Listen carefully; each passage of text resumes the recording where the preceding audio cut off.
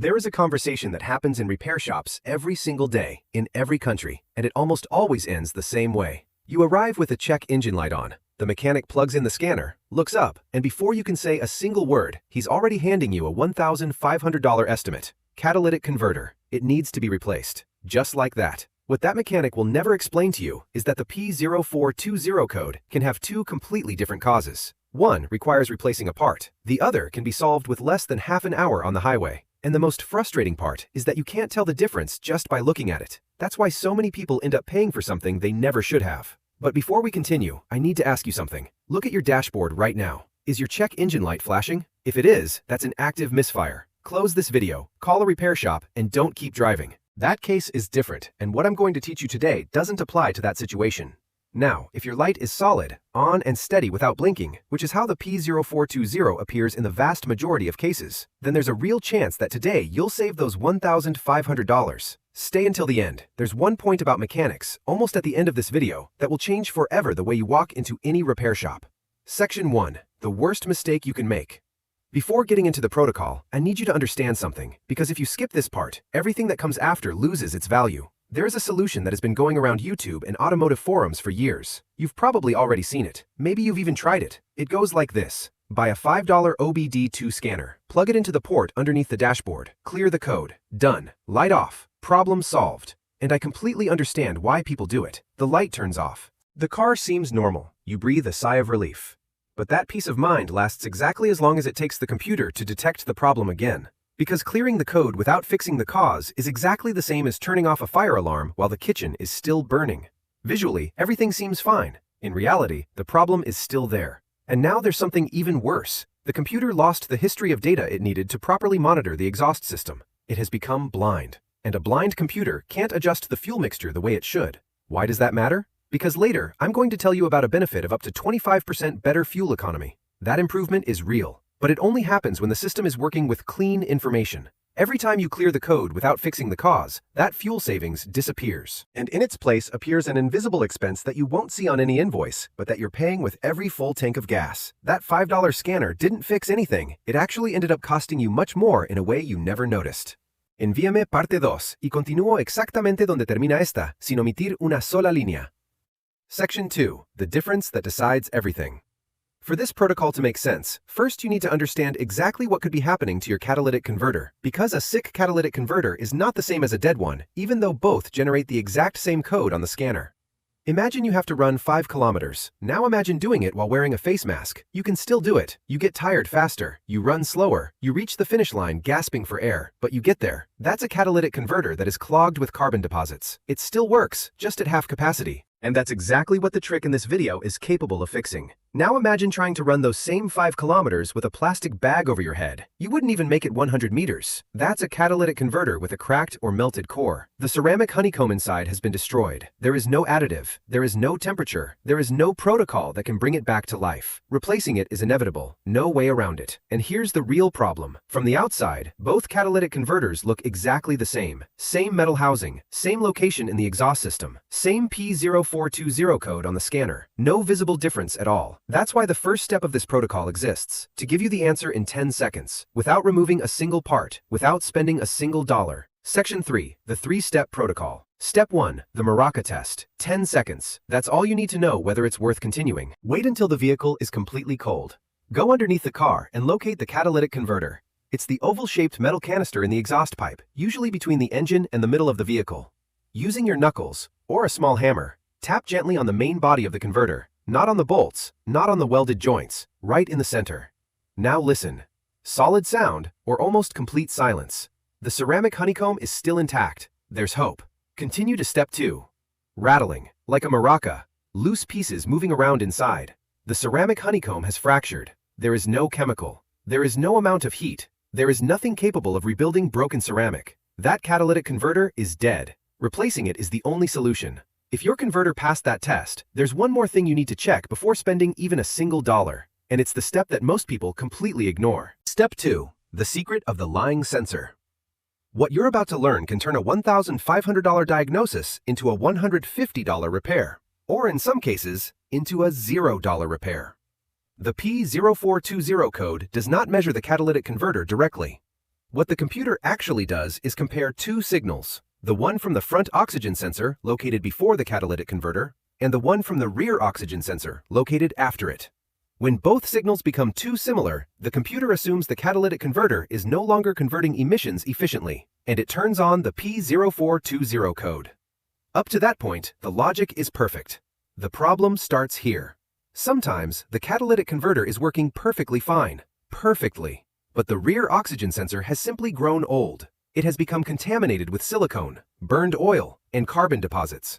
It no longer reacts as quickly as it should. It has become slow, lazy, almost motionless.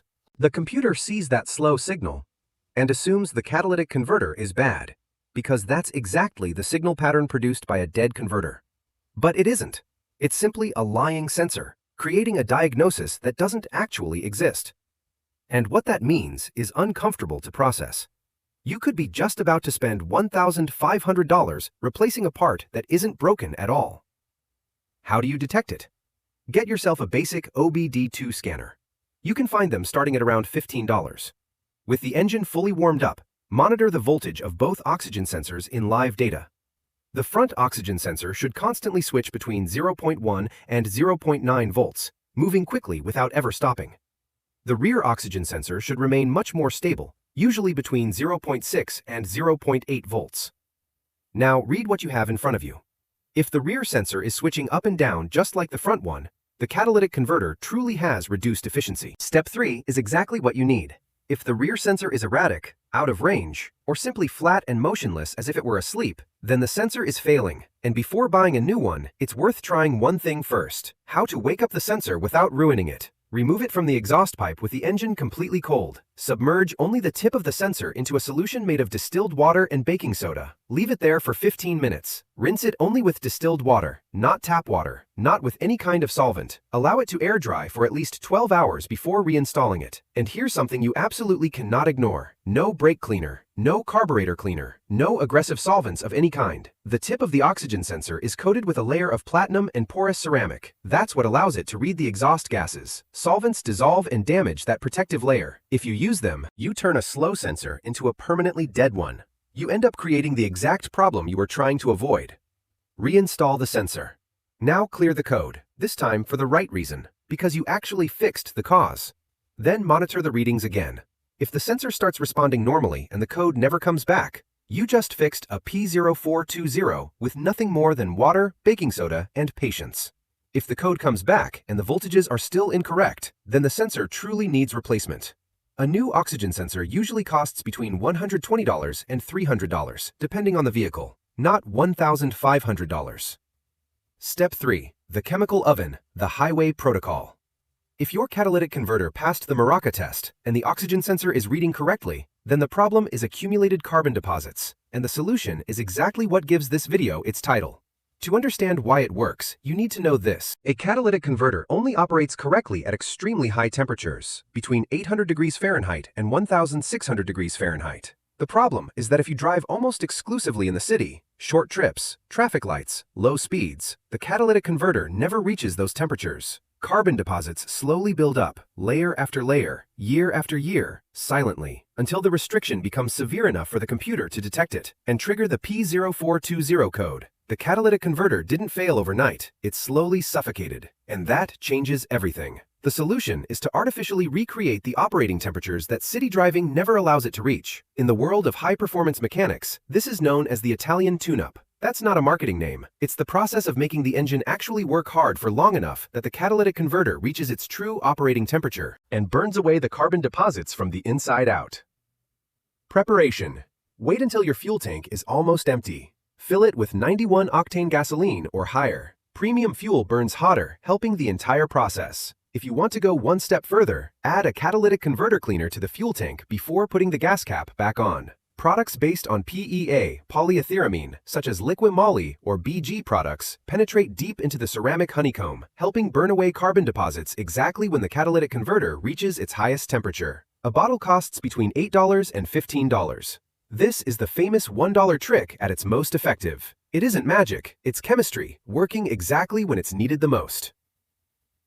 The protocol. Find a stretch of highway where you have at least 20 uninterrupted minutes. No traffic lights, no heavy traffic, no constant braking. Keep the engine between 2,500 and 3,000 revolutions per minute continuously. The reason is very specific. At those engine speeds, the exhaust flow becomes hot enough for the catalytic converter to reach its true operating temperature. This isn't about driving fast just for the sake of it. It's applied physics. If your vehicle has an automatic transmission, switch to manual mode, sport mode, or low gear so you can hold the engine in that RPM range. If it's a manual transmission, drive in 4th gear instead of 5th. Do not let the engine drop below 2,500 revolutions per minute, even when going downhill. 20 minutes is the minimum, 30 minutes is ideal. The sign you must not misinterpret. At some point during the drive, most likely somewhere between 10 and 20 minutes, you're going to notice a very strong smell. An unpleasant smell, like rotten eggs, like burning sulfur. When that happens, don't stop, don't panic, don't call anyone. That smell is the sulfur that has accumulated inside the ceramic honeycomb, finally leaving through the exhaust. It's the sign that the chemical oven is actually working. The carbon deposits are literally burning away. Ironically, and this is the part most people struggle to understand, the worse it smells at that moment, the better the process is working. If you stop because the smell makes you uncomfortable, you interrupt the cleaning process. Everything the catalytic converter had already cleaned up to that point is lost, and you'll have to start all over again. That unpleasant smell is not a sign that something is going wrong. It's the sign that something is finally going right. Cooling down. This part is just as important as the protocol itself. Once the 30 minutes are over, do not shut the engine off. Slow down to normal city speeds and continue driving for another 10 minutes. The reason is purely physical. During the protocol, the catalytic converter reached temperatures between 800 degrees Fahrenheit and 1000 degrees Fahrenheit. Shutting the engine off immediately at those temperatures creates a sudden thermal shock. That thermal shock can crack the ceramic honeycomb inside the converter. You would have turned a clogged catalytic converter into a broken catalytic converter, exactly what you were trying to avoid. When you get home, let the engine idle for 5 more minutes, then shut it off. Section 4. How to read the results. After completing the protocol, drive normally for the next 150 kilometers. Don't clear the code. Don't keep checking it obsessively. Just drive the way you normally do and let the computer do its job. If the code never comes back, you're done. You just saved $1,500. Your catalytic converter was suffocating. Now it's breathing again. If the code comes back before those 150 kilometers, then the catalytic converter has real physical damage. It may be partially melted or cracked in a spot that the Maraca test couldn't detect from the outside. In that case, replacement is unavoidable. But now you've reached that conclusion with complete certainty, without paying $200 for a diagnosis, without letting anyone convince you to replace parts you never needed, and with the peace of mind of knowing that you exhausted every possible option before opening your wallet. Before moving on to the next point, there's one benefit of this protocol that almost nobody talks about. A clean catalytic converter operating at the correct temperature allows the computer to adjust the fuel mixture much more accurately. When the exhaust system flows freely and the oxygen sensors provide accurate readings, the engine no longer has to compensate for dirty data that should never have been there in the first place. The result is a cleaner, more efficient combustion. Drivers who perform this protocol preventively every 20,000 kilometers report fuel economy improvements of up to 25%. That's not a marketing number. That's simply what happens when an engine works with clean data instead of years of contaminated information. Section 5. What repair shops would rather you never know. And now, the point I promised you at the beginning of this video. If you take your vehicle to a repair shop with a P0420 code, and the mechanic tells you that you need to replace the catalytic converter and both oxygen sensors at the same time, without showing you a live voltage test on the scanner, without tapping on the catalytic converter right in front of you, without explaining which one of the 2 oxygen sensors is actually failing, walk away. Don't argue. Don't ask for more explanations. Just leave. The reason is simple. A damaged catalytic converter does not automatically ruin the oxygen sensors, and a failed oxygen sensor does not automatically ruin the catalytic converter. They are independent failures. They require independent diagnoses.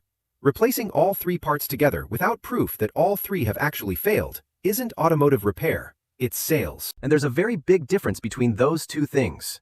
The voltage test from Step 2 takes about 3 minutes with a $15 OBD2 scanner. If the mechanic can't perform that test right in front of you, or simply doesn't want to, there is exactly one reason why. The rule you should carry with you into every repair shop from now on is this. No part gets replaced without a test proving that the specific part has failed. Not the system, not the assembly, that specific part, with real data displayed on the screen in front of you.